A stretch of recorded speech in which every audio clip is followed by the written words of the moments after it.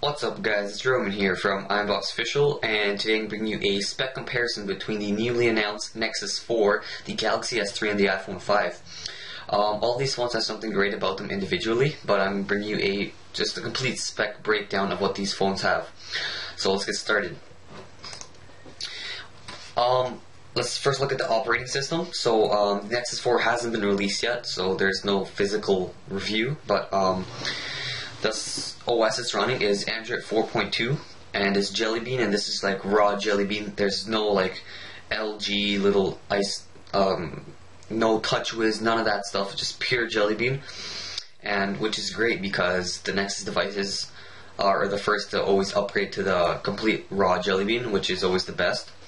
The Galaxy S3 on the other hand is running Android 4.0.1 right now, which is Ice Cream Sandwich, and can be upgradable to 4.1 and 4.2 soon.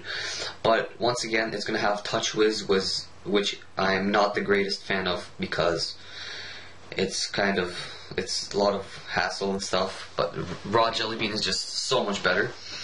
And then the iPhone 5 is running iOS 6, which supports no widgets and pretty much nothing fun about it. It's just apps, and that is all. So next, the display on these three devices is with the Nexus 4. You get the 4.7-inch IPS display with Corning Gorilla Glass 2, and it's a WXGA 1280 by 768 pixels, and which comes out to about 320 pixels per inch. Compared to the Galaxy S3, that is a little bit better because the screen is 0.1 of an inch smaller, which makes the pixel density smaller, causing the screen to be more vivid and more bright, I guess. And with the Galaxy S3, you get the Super AMOLED HD screen. It's 4.8 inches big and has 306 ppi. And with the iPhone 5, you get a 4-inch display along with IPS LCD screen, which is garbage, complete garbage.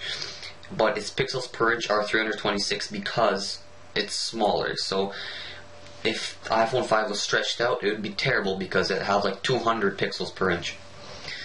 Next, the processor on the Nexus 4 is going to be a quad-core Qualcomm Snapdragon S4 Pro processor, compared to the Galaxy S3, which the international version has a 1.4 GHz Exynos processor, I believe, and it's clocked at 1.4 GHz. But with the US version, you get 1.5 GHz dual core, which isn't the fastest, but it's still pretty fast. But with the iPhone 5, you get the A6 chip, which is funny because it's only a dual core and it's only like a gig of RAM, which is absolutely terrible. And next, let's move on to the memory, and that it's going to have, the Nexus 4 is going to have 8 gigs and 16 gigs with non-expandable memory, which means there's no micro SD card slot and no SD card slot, obviously. So what you buy is what you get. It also comes with 2 gigs of RAM compared to the S3, which has 1 gig of RAM in the international version and 2 gigs in the American version. The iPhone 5 comes in 16, 32, and 64, and the S3 also comes 16, 32, and 64 respectively. The RAM on the iPhone 5, I believe, is 1.2 gig, 1 gig of RAM, which is very slow, but as you all know, Apple just makes their products extremely overpriced and sucks. So cameras, they're all 8 megapixels, 1080p video. All of them have 1.9 megapixel front camera, except the iPhone 5, which has a 1.2 megapixel front camera. Obviously the iPhone 5 is going to be thinner because Apple, that's what they go for. But I honestly don't care if it's 1 millimeter thicker or not.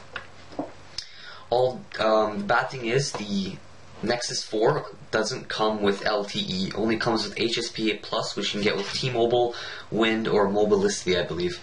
But with the S3 and the iPhone 5, you can get the LTE and HSPA+. NFC, they all have NFC except the iPhone once again.